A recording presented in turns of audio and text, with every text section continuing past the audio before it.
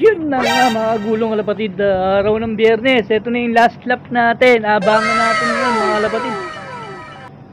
Samahan nyo today para magabang kung may uuwi sa atin.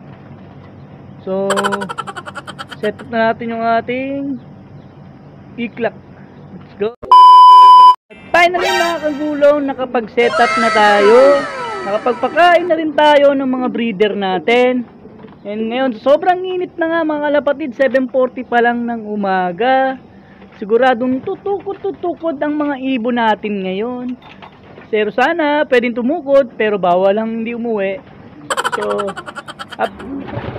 So may apat nga tayong ibon na naipasok kagabi. Yan mga gulong, makita yan. So meron tayong apat na ibon na ipinasok kagabi mga gulong.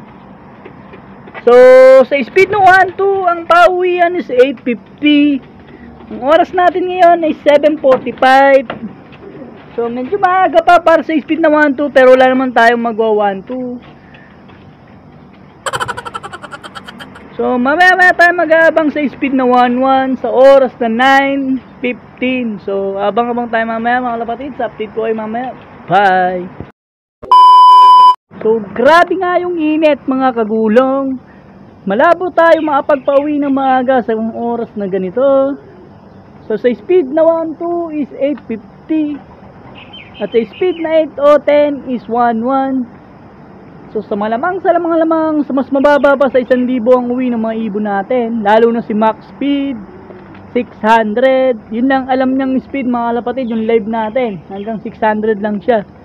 So sa 600 ang pauwian natin, check natin mga gulong ha. Kasi wala tayong forecast sa top pigeon ang gamit namin.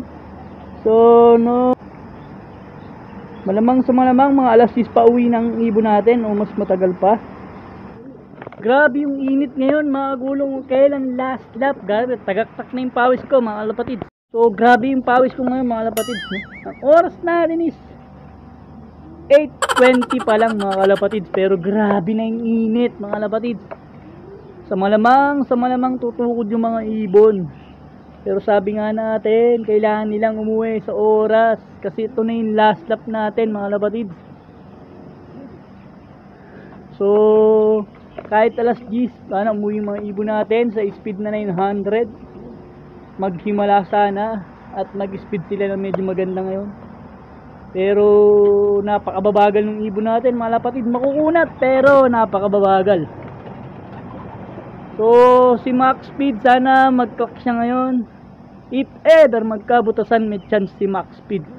Si max speed yung ating 600 live. So kaya max speed yung pinangalan ko sa kanya. Talagang buzzer beater lagi siya ang umuwi. Lagi 600 plus lang lagi yung speed niya mga kalapatid. So hindi tayo pwedeng magpa-low fly ngayon kasi sobrang init. Nagtatambayan itong mga young bird natin. So hindi pwede. Baka tumukod sila sa labas.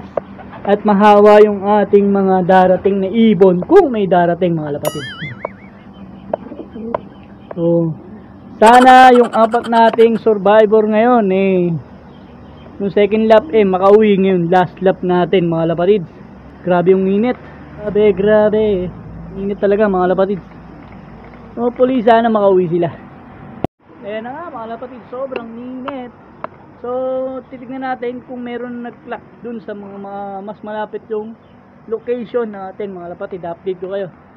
So nag-check nga tayo mga lapatid sa oras natin. Wala pa nagka-clock dun sa malalapit ng location dun sa pinagtusan.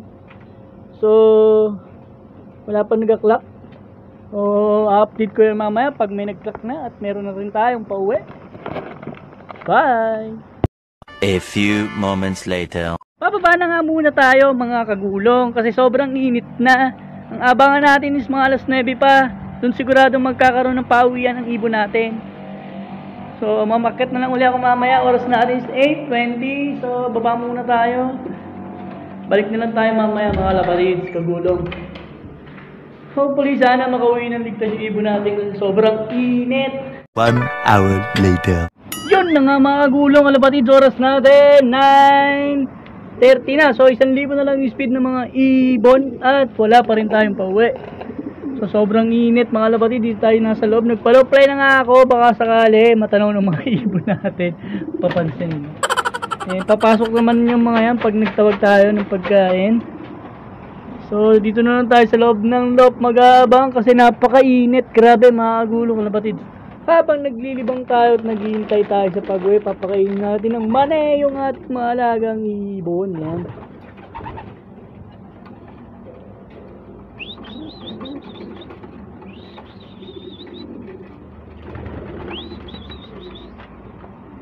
So, mampalad, wala pa tayong pauwi. 2,000 years later. Yun na nga mga gulong kalapatids, may nagpaklak na si Tol JB. Congrats kay Tol JB, possible 1 and 2 na siya sa final race natin. So tayo, wala pa tayong ibon. Sana na makauwi lang sila ng ligtas. So congrats kay Tol JB, possible 1 and 2 na siya. Baka mag 1 and 2, 3 pa yan mga kalapatids. So ang habol na lang natin, makapagpauwi tayo. Napakainit mga gulong. Wala pa tayong ibon hanggang ngayon. Shoutout kay Tol JB. Napakalas talaga ng ibon ni Tol JB mga kalapatid. So oras natin 9:41. Ang speed na ngayon is nasa 900. Pababa na siya ng 800 mga kalapatid. So wala pa rin tayong ibon. Congrats kay Tol JB. Saka lang talaga yung ibon ni Tol JB pagdating sa ganito. Smashan. So tayo nga wala pa rin tayong ibon mga kapatid, sobrang init. Sana lang umuwi yung ibon natin kahit hapon.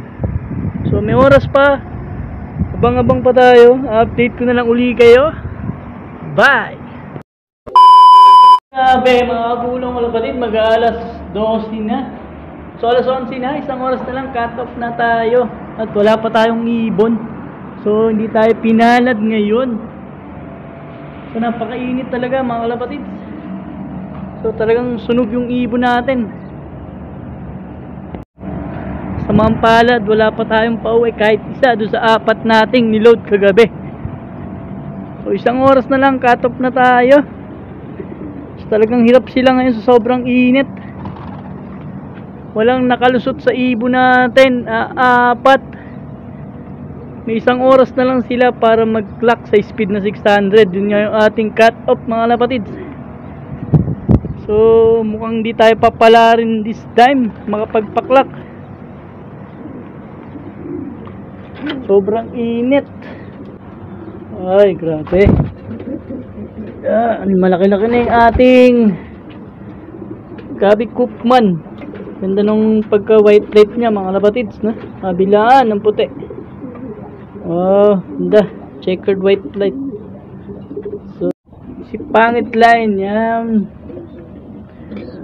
Finisher natin nung nakaraang derby natin ng 310 km. So, yung panahon na yun malamig pa. So, kaya nakasurvive sila. Pero ngayon, sobrang init mga lapatid. At yung ating clocking, ayan. 0 pa rin tayo, 4 out of 0. 0 out of 4 pa rin tayo mga labatids. Ang malas natin ngayon.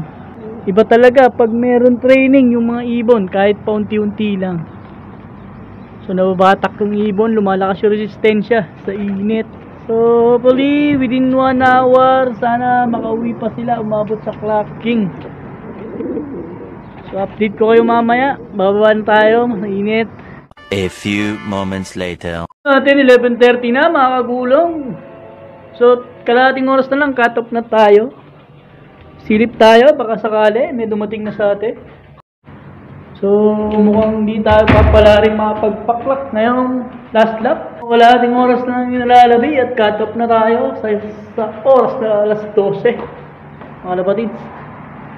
And sa tingin ko wala pa nga.